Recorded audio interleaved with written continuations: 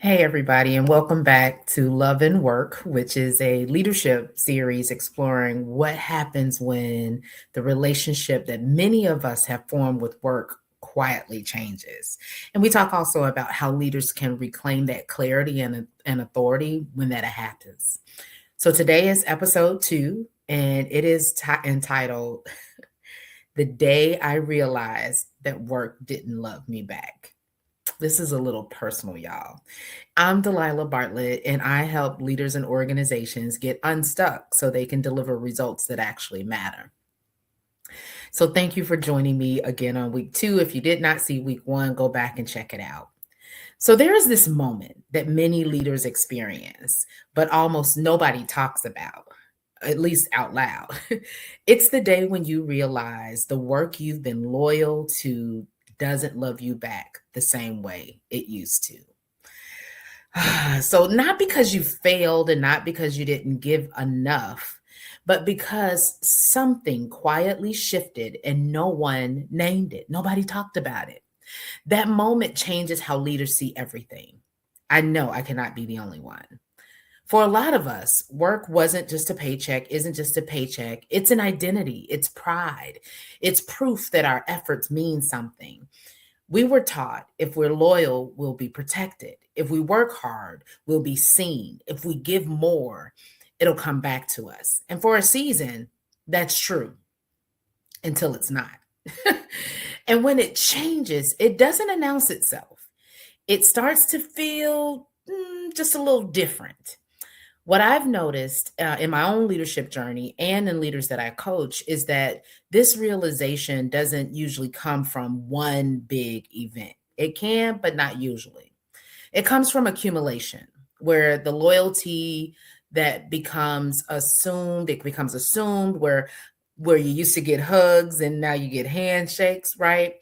And one day you realize I'm still showing up like the same agreement is intact, but the agreement actually has changed. And that's not betrayal, it's actually evolution, but it can hurt. Here's the leadership truth that most people miss: work changing doesn't mean that you've lost your value, it means that the relationship has shifted. But leaders often internalize the shift as a personal failure. They ask things like, what did I do wrong? Why isn't this working anymore?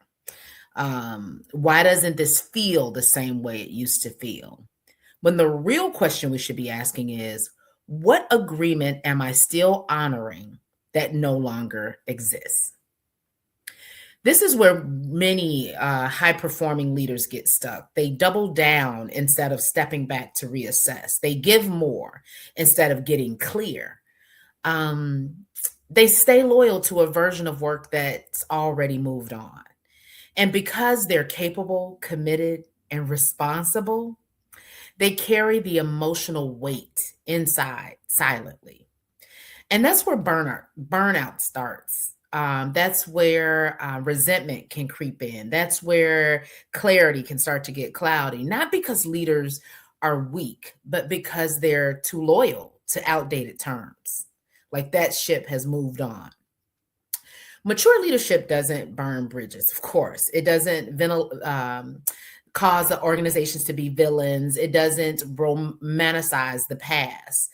Mature leadership says stuff like, I can honor what was without being bound to it.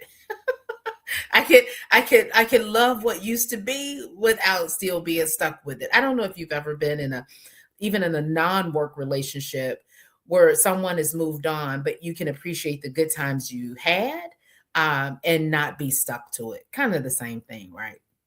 Mature leadership recognizes when loyalty needs redefining, when clarity needs reclaiming. You got to take that back, when authority needs to shift back inwardly again. That's not quitting, it's leadership evolution. If you've ever had that quiet moment where you realize that work didn't love you back the same way it used to, you're not by yourself. You're not alone. And more importantly, you're not broken. You're standing at a leadership threshold, and clarity doesn't come from standing or staying longer. It comes from seeing clearly.